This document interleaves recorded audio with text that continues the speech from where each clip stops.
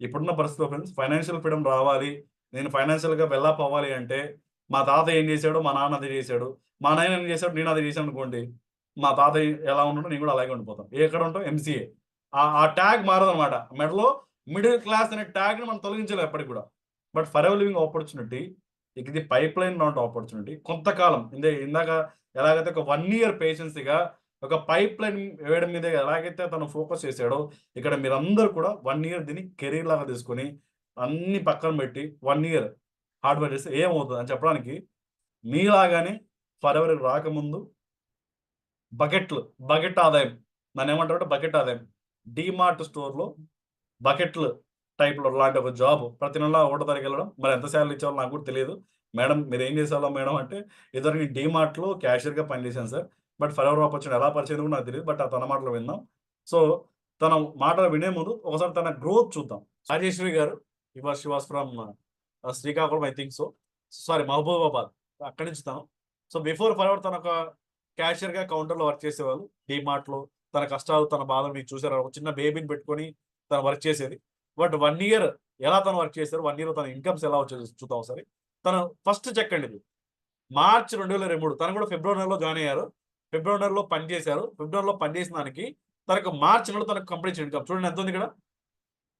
రూ. 12,804 అండి. మీకు కావాలంటే వెబ్‌సైట్ ఓపెన్ చేసి చూపిస్తాను. రూ. 12,804 check. The very first check. March 2023లో గత సంవత్సరం ఇదే నెలలో తనకు కంప్లీట్ ఇచ్చిన ఇన్‌కమ్. మీరందరూ ఓపెన్ చూడండి. అసిస్టెంట్ సూపర్వైజర్ పొజిషన్‌లో ఉంది ఆ అమ్మాయి అప్పుడు. తను కష్టపడి ప్లాన్ చేసుకొని ఆల్మోస్ట్ సూపర్వైజర్ అయింది. అసిస్టెంట్ మేనేజర్ అయ్యారు తను. ఎప్పుడయ్యారు అసిస్టెంట్ మేనేజర్ అంటే లాస్ట్ మంత్ జనవరిలో. ఈ ఇయర్ జనవరికి తను అసిస్టెంట్ మేనేజర్ అయ్యారు. తన చెక్ రూ. 62,858. మీకు డైరెక్ట్‌గా తీసుకొచ్చేసాను. ఈ 1 ఇయర్ చూడండి. ఇదే 2024 ఫిబ్రవరిలో ఇదే ఫిబ్రవరి మంత్‌కి ఆ అమ్మాయి ఇన్‌కమ్. ఇదే మార్చ్‌లో ఇప్పుడు ఈ మంత్ ఇవ్వబోతున్న ఆ అమ్మాయి ఇన్‌కమ్. ఇదే మంత్‌కి ఆ అమ్మాయి 1 ఇయర్‌లో ఫిబ్రవరి 2024 కల్లా తన చెక్ చూడండి. 1,36,822 అండి. ఎంత? 1,36,822 రాసుకోండి ఇది. ఏదో ఫోటో తీసుకోండి. 1 ఇయర్ బ్యాక్ ఎక్కడున్నారు తను? రూ. 12,000 ఇన్‌కమ్. ఎవరైతే 12,000 ఇన్‌కమ్ తీసుకున్నారో సేమ్ మేడం 1 ఇయర్ తర్వాత రూ. 1,36,000 నాకొక కంపెనీ చూపించండి. నాకొక జాబ్ చూపించండి. నాకొక ఆపర్చునిటీ చూపించండి. సరే నేను 1 ఇయర్ నా ప్రాణం పెట్టి పని చేస్తాను. 1 ఇయర్ నేను ఏదైనా కష్టపడడానికి రెడీగా ఉన్నాను. నేను ఎంత హార్డ్ వర్క్ అయినా చేస్తాను. రూ. 1,00,000 వచ్చే కంపెనీ నాకు ఒక్కటి చూపించండి మార్కెట్‌లో. Is there an opportunity? Is there any company? But this is the power of forever. This is the power of business. This is the power of team work. తనొక్కళ్ళు కాదండి. Yeah! Very good madam. Congratulations. మీ journey చాలా ఎక్సలెంట్‌గా సాగింది ఈ ప్రయాణం. So, మన వాళ్ళు చాలామంది కొత్తగా రిక్రూట్ అయ్యి ఉన్నారు. లేదా కొంతమందికి కొన్ని స్ట్రగుల్స్ ఫేస్ చేస్తున్నారు. కొంతమంది సార్ నిజంగా సక్సెస్ అవ్వగలనా నేను? నిజంగా ఇది నాకు సూట్ అవుతుందా? నేను రైట్ ప్లాట్‌ఫార్మ్‌లో ఉన్నానా? అని చాలామంది డౌట్‌ఫుల్‌గా ఉన్నారు. కొంతమంది ఎలాగైనా సరే చేయాలని ఒక ప్యాషన్‌తో ఉన్నారు. సో, మీరెక్కడి నుంచి మేడం? మీరు ఏ జిల్లా నుంచి మాట్లాడుతున్నారు? మాది Telangana state Warangal district sir. Telangana state Warangal లోకలే. డిస్ట్రిక్ట్. వరంగల్ లోకలేనా మేడం? అవును. అవును సార్. Good madam. సో, మీరేం చేస్తున్నారు మేడం? ఫరెవర్ రాకముందు మీరేం చేస్తుండేవాళ్ళు? ప్రెజెంట్ నేను ఫరెవర్ రాకముందయితే సింగిల్ పేరెంట్ సార్. నేను డీమార్ట్‌లో వర్క్ చేసేదాన్ని. అంటే మార్నింగ్ 8కెళ్ళి నైట్ 8కి వచ్చేదాన్ని. అంటే 12 అవర్స్ డ్యూటీ అనమాట అక్కడ. హ్మ్. నేను 12 అవర్స్ అక్కడ డ్యూటీ స్టే చేస్తే వాళ్ళు నాకిచ్చే సాలరీ బేస్ అనమాట అది. 4,000 ఇచ్చేవాళ్ళు సార్. ఏంటి 12 అవర్స్ డ్యూటీ చేస్తే రూ. 4,000. అవును సార్. అవును. ఓకే. ఏంటి మేడం డ్యూటీ ఏంటక్కడ? కౌంటర్‌లో వర్క్ చేశాను సార్. కౌంటర్‌లో వర్క్ చేశారు. ఓకే. హ్మ్. అలా ఎన్ని అవును సార్. ఎన్ని నెలల పాటు మీరు ఎన్ని సంవత్సరాల పాటు చేశారు మేడం ఆ కౌంటర్‌లో? దగ్గర దగ్గర 6 మంత్స్ చేశాను సార్. మా ఆయన చనిపోయిన తర్వాత 1 మంత్‌కి డ్యూటీ ఎక్కాను.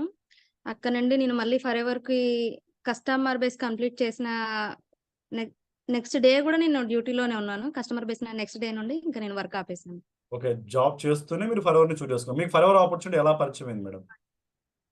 లోకల్ యాప్‌లో పరిచయమైంది సార్. లోకల్ యాప్ ద్వారా. ఎవరు మీ స్పాన్సర్ ఎవరు? మా స్పాన్సర్ వచ్చేసి బాలరాజు సార్. ఓకే. గుడ్.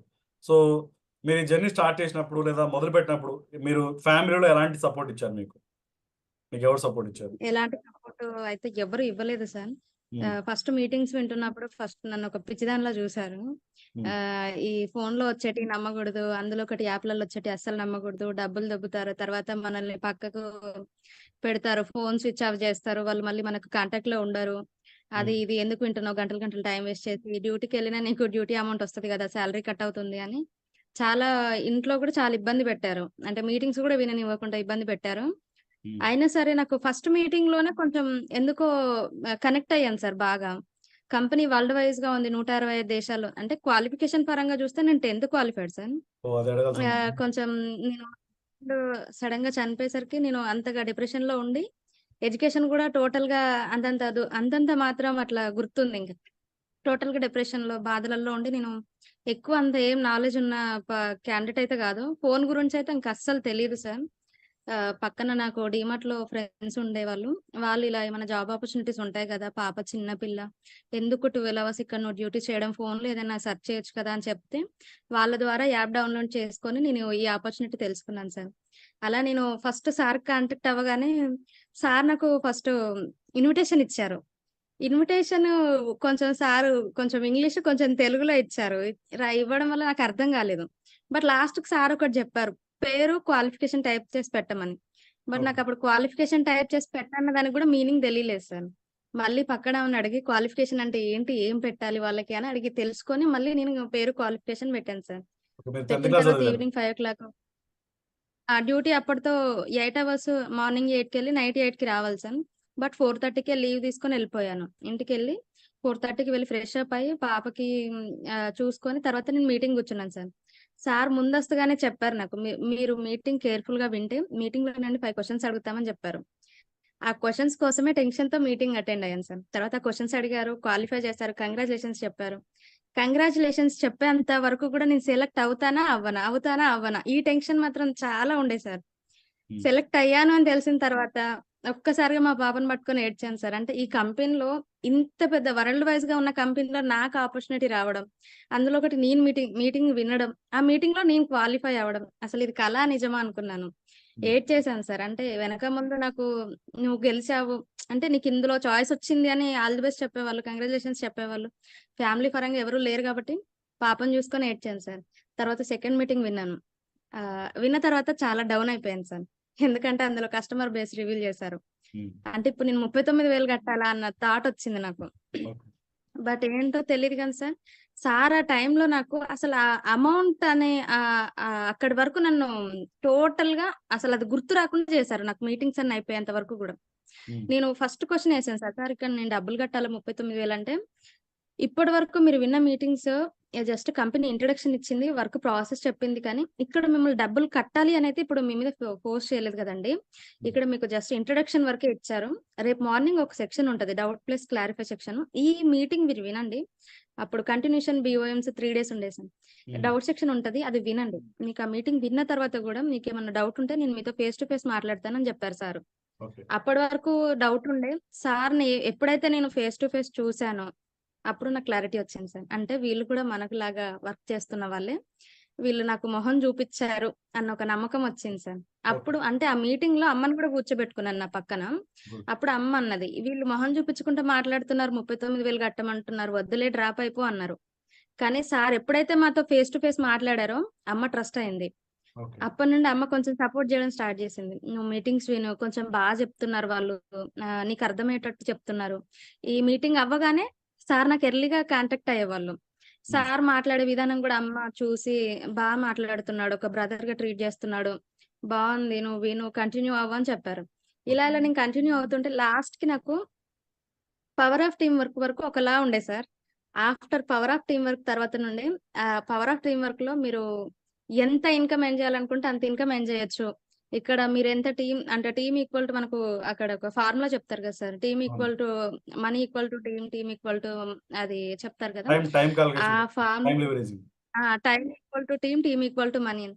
హ్మ్. అది చెప్పిన తర్వాత అంటే నేనిక్కడ అంటే నాకున్న టాలెంట్ నాకు పైన ఈ సార్ సపోర్ట్ ఇస్తా అంటున్నారు. ఈ సార్ ఇచ్చే సపోర్ట్‌తో నేను వర్క్ చేసుకుంటే కొద్ది రోజులు అంటే తర్వాత నాకేదైనా చిన్న ప్రాబ్లమ్ వచ్చి నేను కొద్ది రోజులు అట్లా సైడ్ ఇచ్చినా నా టీమ్ చేసే వర్క్‌కి నాకు డబ్బులొస్తాయి. హ్మ్. అంటే నాకు డబ్బులొచ్చే ఆపర్చునిటీ.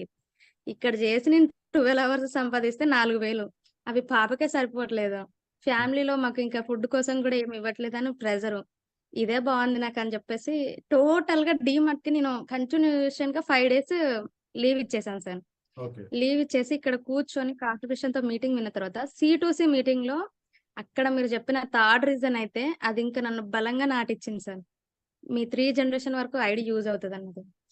మా హస్బెండ్ అన్‌ఎక్స్‌పెక్టెడ్‌గా చనిపోయినప్పుడు తన తరపు నుండి నాకు ఏది వర్తించలేదు. పాపకి ఏది వర్తించలేదు. బట్ నేనిక్కడ అన్‌ఎక్స్‌పెక్టెడ్‌గా నేను ఏదైనా ఈ ఐడీ ద్వారా మా పాపకి లైఫ్ ఉంటది. ఇదొక్కటి స్ట్రాంగ్‌గా ఫిక్స్ అయ్యాను సార్. అంటే ఇక్కడ నాకు ఇది ఓకే. బట్ నేను 39,000 కట్టే కంటే నాకు ఆఫర్ వస్తే బావుంటది గదా! ఈ హ్మ్. ఆఫర్ ద్వారా వెళ్తే బావుంటది గదా! అన్న టెన్షన్ స్టార్ట్ అయింది సార్. ఓకే. నేనెప్పుడు సార్‌కి కాల్ చేసినా, "సార్ నాకు ఆఫర్ రావాలి. కొంచెం ఏదో విధంగా నాకు ఆఫర్ వచ్చేలా చేయండి. నా సిట్యుయేషన్ ఇది. నేనిలా ఉన్నాను. నా పొజిషన్ ఇది" అని చెప్తే, "మీకు ఆఫర్ వస్తే గనుక డెఫినిట్‌గా హరికృష్ణ సార్ అయినా, షమీమా మేడం అయినా మీకు కాల్ చేసి రివీల్ చేస్తారన్నారు" సార్. హ్మ్. అలాగే వన్ డే సెషన్ వరకు వచ్చాను. వన్ డే సెషన్ అయిపోయింది. ఫస్ట్ నేనే కాల్ చేశాను సార్‌కి. "సార్ నాకు ఆఫర్ వచ్చిందా చెప్పండి.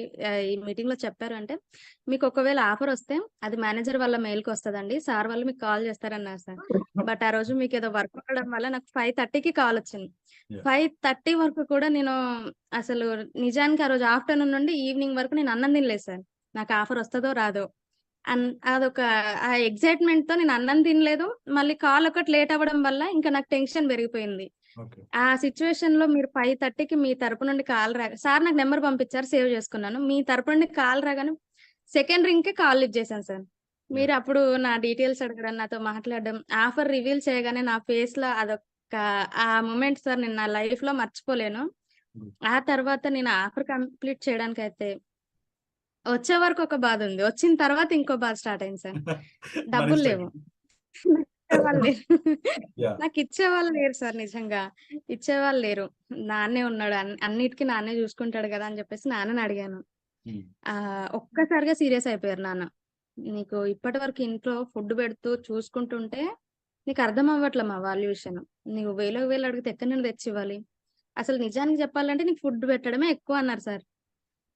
ఆ ఒక్క మాటతో ఇంక నేను వాళ్ళతో ఏం మాట్లాడలేకపోయాను సార్. నేను ఏ క్వెషన్ గూడా ఎయలేకపోయాను. ఇంకో రిలేటివ్ దగ్గరికెళ్లి గూడా అడిగే సిట్యుయేషన్ కూడా లేదు నా దగ్గర. యాహ్! తను చనిపోయినప్పుడే నా సూత్రంతో తాకట్టు పెట్టి నేను కార్యక్రమాలు జేశాను. ఇంకిప్పుడు నా దగ్గర పెట్టడానికంటే తనున్నప్పుడు ఒక గోల్డ్ చైన్ జేపిచ్చుండే సార్ పాపకి. కానీ అది నా సెంటిమెంట్ ఏంటంటే నేను చనిపోయేంత వరకు గూడా ఆ చైన్ మెడ మీద నుండి తీయొద్దు అనేది నా సెంటిమెంట్. నాకీ సిట్యుయేషన్‌లో అతనిచ్చిన ఆపర్చునిటీయా, దేవుడిచ్చిన ఆపర్చునిటీయా, లేదంటే కంపెనీ నాకు దేవుడు చూపిచ్చిన దారా తెలీదు కానీ, ఈ చైన్ ఇప్పుడు నా దగ్గర ఉండడం కంటే బ్యాంక్‌లో ఉండడమే సేఫ్ అనిపిచ్చింది సార్. డైరెక్ట్ ఆ చైన్ తీసుకెళ్ళి బ్యాంక్‌లో పెట్టేసి అమౌంట్ తీసుకొచ్చాను సార్. తీసుకొచ్చిన తర్వాత ఓ టెన్షన్. తీసుకొచ్చాను. ట్రాన్సాక్షన్ చేపిద్దామంటే అవి మళ్ళీ నా అకౌంట్‌లోకి ట్రాన్స్‌ఫర్ అయింది సార్. మీ అకౌంట్‌లోకి చేపిద్దామంటే. హ్మ్. మళ్ళీ మీరు నాకు కాల్ చేసి, "అమ్మ నాకు అమౌంట్ రాలేదు" అంటే మళ్ళీ బ్యాంక్ దగ్గరికెళ్ళా. ఇక్కడ నుండి వేరే ఊరెళ్ళాలి సార్ బ్యాంక్‌కి. మళ్ళీ అప్పుడే ఇక్కడికొచ్చి మళ్ళీ పాపని తీసుకొని మళ్ళీ బ్యాంక్ దగ్గరికెళ్ళి మళ్ళీ మీకు ట్రాన్సాక్షన్ చేపిచ్చింది. నా గుర్తుంది నాకు. ఇప్పటికి ఆ కస్టమర్ బేస్ సిట్యుయేషన్ గుర్తుంది. కంప్లీట్ హ్మ్. అయిన తర్వాత బాగా అనిపించింది సార్. నాకప్పుడు టెన్షన్ రిలీఫ్ అయింది.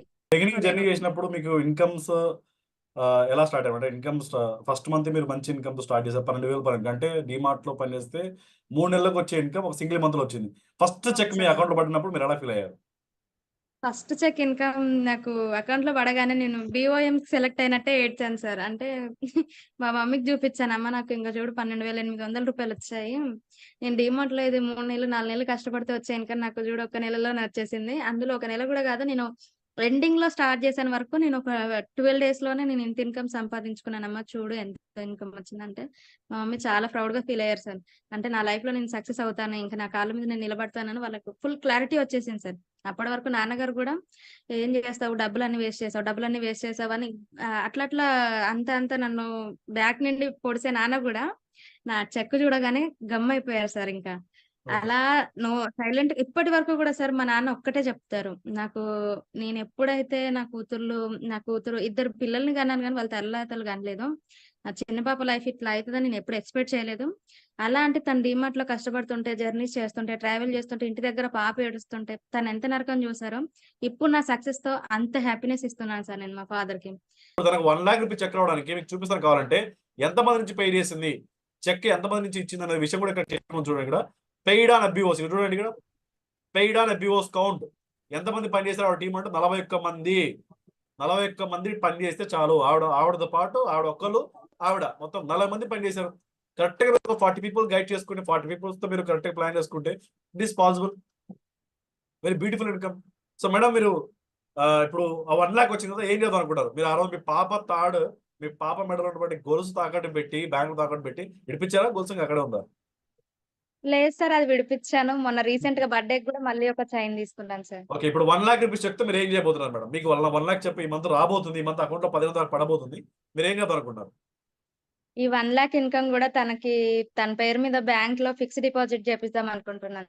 ఎక్సలెంట్. ఎంతమందికి లేదండి ఆ డ్రీమ్? ఎంతమంది పిల్లలు ఉన్నారు ఇక్కడ చెప్పండి? ఎప్పుడన్నా పిల్లల పేరు మీద ఏదైనా డిపాజిట్ చేయడం కానీ, వాళ్ళ పేరు మీద ఏదైనా చేయాలి, what ever. Madam me next future goals ఏంటి మేడం?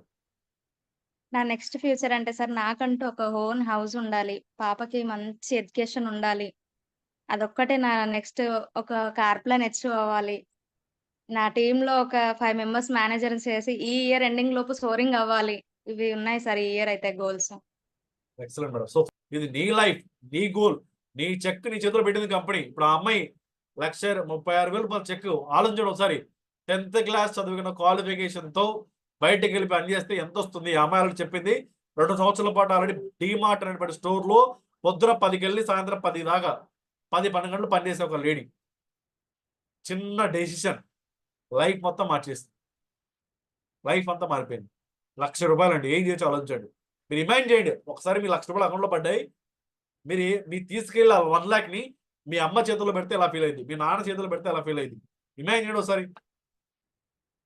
ఇంకా ఇప్పటికీ ఫోన్ రీఛార్జ్లకు, బండి పెట్రోల్కి డాడీ ₹10, డాడీ ₹100, అమ్మ ₹100, కాలేజ్ ఫీజులు, బస్సులకి ఎంతకాలం అడుక్కుంటామండి? ఎంతకాలం డిపెండ్ అవుతారు చెప్పండి? పేరెంట్స్ ఎంతకాలం హెల్ప్ చేస్తారు మీకు? ఒక వయసుకు వచ్చేదాకేనండి ఎవడైనా హెల్ప్ చేసేది. ఒక ఏజ్కి వచ్చిన తర్వాత నీ సంపాదన సంపాదించుకోవాల్సిందే. పెళ్ళని లేడీస్ కూడా చెప్తున్నాను, మీకు ₹1000 చీర కొనుక్కోవాలని ఉందా? ఏమండి వాళ్ళ మంచి పండగ ఉందండి, చీర కొనుక్కోవాలి. ఎంతకాలం అడుగుతావమ్మా ఆయన్ని? ఆయన ఇస్తేనే పండగ చీర కడతావా? నువ్వు ఎప్పుడు మీ ఆయనకి గిఫ్ట్ ఇచ్చేది? నువ్వు ఎప్పుడు మీ ఆయనకు మంచి సూట్ కూడా ఇచ్చేది? నువ్వు ఎప్పుడు? మన సౌజన్య గారు వాళ్ళ ఆయనకు 13-14 లక్షల కారు గిఫ్ట్ ఇచ్చారండి. ఆడి మొదటి కారు మేనర్ అప్పట్లో కొన్నారు. ఆవిడ మేనర్ అవ్వకుండా కొన్నారు. సూపర్ టైంలో కొనేశారు. ఇప్పుడు మేనర్ అయిన తర్వాత దానికి వచ్చిన డబ్బులతో 13 లక్షల కారు i20 హుండై గిఫ్ట్ ఇచ్చారు. కారు హాజరబి గారు 14 లక్షల కారు కొని వాళ్ళ నాన్నగారు గిఫ్ట్ ఇచ్చారు, వాళ్ళ తమ్ముడు గిఫ్ట్ ఇచ్చారు కార్ని ఫ్యామిలీ వాడకమని చెప్పేసి. ఇక్కడ మన కళలు కాదండి, మన ఫ్యామిలీ కళ నుంచి చేసిన ప్లాట్ఫామ్ ఇది. వేకప్ అవ్వండి, నిద్ర మేల్కోండి. ఇంకా చూసేవాళ్ళు చూస్తూనే ఉంటారండి, థింక్ చేసేవాళ్ళు థింక్ చేస్తుంటారు, ఆలోచిస్తున్నాడు. ఇంకా ఆలోచించాడు ఆలోచిస్తూనే ఉంటాడు, పని చేసాడు పని చేస్తూనే ఉంటాడు. తీర్చుకోరా కష్టాలు. ఇంకా ఎప్పుడు అదే మిడిల్ క్లాస్ లో ఇప్పుడు కొట్టుకుందాం. ఇంకా బాగుంటది. పొద్దున్న లేచి పాపం మీ నాన్న లెక్కలేస్తున్నాడు, ఈ మంత్ రెంట్ కట్టాలి, నెక్స్ట్ మంత్ ఫీజు ఎలా కట్టాలి, పాపం బట్టలు ఎలా కొనాలి, నెక్స్ట్ మంత్ బడ్జెట్ గురించి లెక్కలేస్తా ఉంటాడు. ఆయనకు అవకాశం లేదు భయ్యా, నీకు అవకాశం వచ్చింది కదా. ఆయన ఫర్ ఎవర్ అవకాశం తెలియదు, నీకు అవకాశం ఉంది కదా, నువ్వేం చేస్తున్నావు దాన్ని వాడుకోండి. ఓకేనా? అర్థమైందా? I wish you all the best అండి.